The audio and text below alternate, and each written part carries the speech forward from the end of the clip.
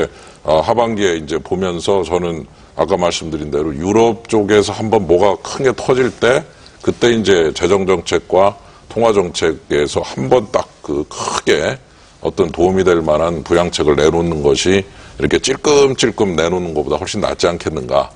그런 의미에서 컨틴전시 플랜이라고 부를 만한 플랜을 만들어야 되겠지만 기본적으로 그 두 가지를 잘 좀 보고 있다가 한꺼번에 같이 쓰면서 그 충격을 완화시키는 게 좋지 않겠는가. 그런 숫자가 물가가 잡혔다는 것을 말해주고 있다라고 하시니까 뭐 그렇습니다만 정말로 그렇다면은 글쎄요, 그 물가가 잡혔다고 생각하지 않는 국민이 많은 이유는 단지 실질 물가 상승률 때문일까요? 그러니까 먹거리 문제하고 그렇죠. 장바구니 물가는 제가 뭐 그거는 이제 뭐 압니다만은 이제 이런 거죠. 그러니까 엔겔 계수라는 게 있습니다. 엔겔 계수는 잘 아시는 대로 자기 소득 중에 몇 프로를 먹거리에 쓰느냐라는 건데요. 제가 기억하는 통계를 보면 좀 여유가 있으신 쪽이 1분위, 5분위, 그다음에 제일 어려운 분이 1분인데 엔겔 계수가 제일 어려운 계층 쪽이 20%쯤 됩니다. 그러니까 자신의 소득의 20%를 먹거리에 쓰는 거고, 그 다음에 제일 여유가 있는 상위 20%, 그쪽 5분위는 한 엔겔 계수가 10% 정도밖에 안 됩니다. 예. 그러니까 먹거리에다 쓰는 돈 자체가 적기 때문에 이제 먹거리 값이 올라도 뭐 조금 여유가 있고 하니까 견디는데 이제 이쪽은 20%나 먹거리에 쓰거든요. 그렇기 때문에 이제 통계라고 하는 것은 평균적으로밖에 나올 수가 없습니다. 그러니까 엔겔 계수를 감안해서 만일 이제 물가지수를 상상한다면 달라지죠. 중요한 지적을 하셨는데 계속 윤원장께서 지금 정부 디펜드를 하시죠. 아니 그게 아니라요. 이제 제가 말을 많이 줄게요. 그러면은 그러니까 무슨 얘기냐면은 2.7이라는 숫자를 제가 계산하지 않았다는 거죠. 그거는 이제 두 번째 예. 그 어려우신 분들이 자신의 소득을 20% 쓰시는 분들이 먹거리 값이 오를 때는 충격적으로 느끼십니다. 그거는 저도 인정. 문제 때문에 이제 그렇다는 말씀이신 거죠. 예, 그러니까 그 부분에 대해서는 저도 인정을 하는데 2.7은 참 불행히도 이 모든 계층을 대상으로 모든 품목을 대상으로 나왔기 때문에 정책은 이제 거기에 의해서 이루어지고 있다는 거죠. 비단 먹거리뿐만 아니라 그 외에 오르지 않는 것이 없는 것 같은 느낌을 받는다는 거죠. 비단 먹거리뿐만이 아니라. 그래서 제가 설명을 드리겠습니다.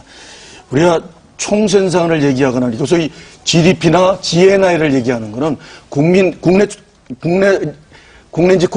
소득을 얘기할 때 국내 총소득하고 이제 국내 총생산하고 이렇게 분리해서 얘기하는 그 목적이 있지 않습니까?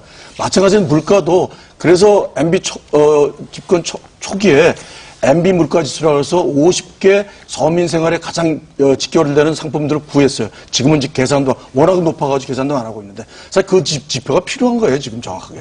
그러니까 국민들의 80% 정도가 해당도 없는 걸 물가지수에 넣는 거는 사실은 문제가 있는 것이죠. 그러니까 계속 바꿔야 되는데 문제가 있다. 계속 바꾸기가 쉽지 않기 때문에 일정 기간 10년이든 뭐 15년이든 갖고 계속 바꾸고 있는데 그것이 국민들이 동의할 수 없고 피부에 닿지 않는다는 얘기죠. 사실 떨어졌다고 생각하는 것은 집값밖에 없다. 이렇게 말씀하시는 분들이 많아요. 전세값은 또 올랐죠. 그러니까 떨어졌다고 생각하면 집값밖에 없다. 다 올랐다는 얘기인 것 같은데.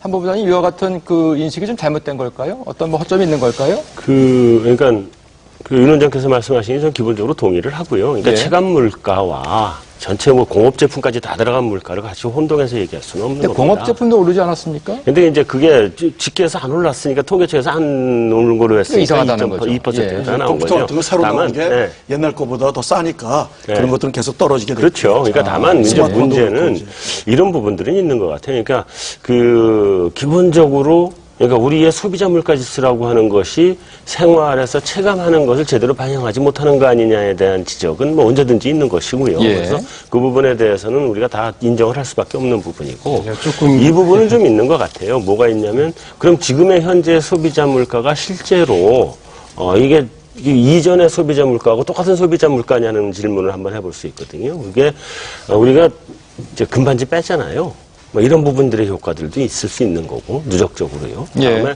지금 여러 가지 복지 정책이 늘어나면서 소비자 물가가 좀 떨어진 것처럼 보이는 그런 부분들도 있는 거고 그런 부분들이 조금 있습니다. 있긴 그것도 사실이고 금반지 뺀 게 잘못된 거죠.